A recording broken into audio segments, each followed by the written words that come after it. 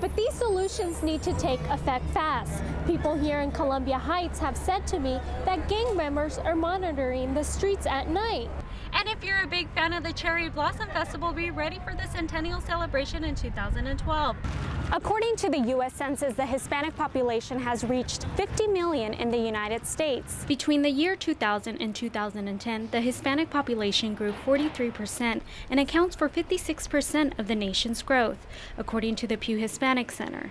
Experts say the rising Hispanic population could be a challenge to the education system and social services in the future. They are the aging population in our population. So as far as education is concerned, yes ma'am.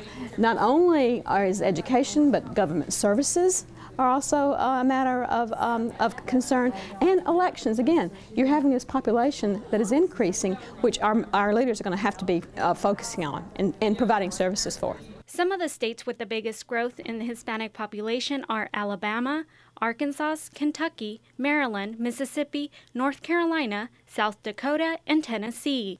At American University, Professor Hirschberg says the metropolitan area will see major changes in demographics. I think, like the rest of the country, Washington, D.C. is going to become, well, not just Washington, D.C., but this metropolitan area is likely to become more diverse. It will be the case that this is a country where whites will be non-Hispanic whites will no longer be a majority. Hispanics are not the only minority group growing in numbers. The African American population is up by 12%, and the Asian population grew 43% like the Hispanic population.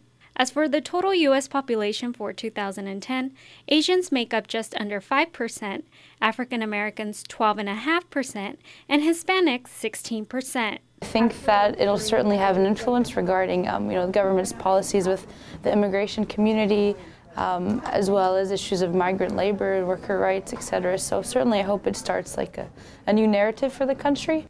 According to the census data, the increase in the Hispanic population is a high result of high birth rates, not immigration.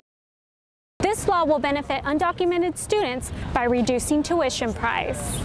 The debate over illegal immigrants who qualify for in-state tuition is far from over. As far as the effect it's going to have, I don't think it's what people think, because if you're an illegal immigrant, you go to school, you get a college degree, then what? The bill will allow students to be recognized as residents of their home states regardless of their immigration status. But the student must graduate from Maryland High School, complete 60 credits at a Maryland community college, and prove they and their parents paid income taxes for at least 3 years. For Montgomery College, we believe that all students should be educated. All students who want to pursue higher education deserve to pursue higher education, and it's something that we believe passionately in. At the University of Maryland, for example, in-state tuition is $8,415 per year. Out-of-state tuition is $24,830.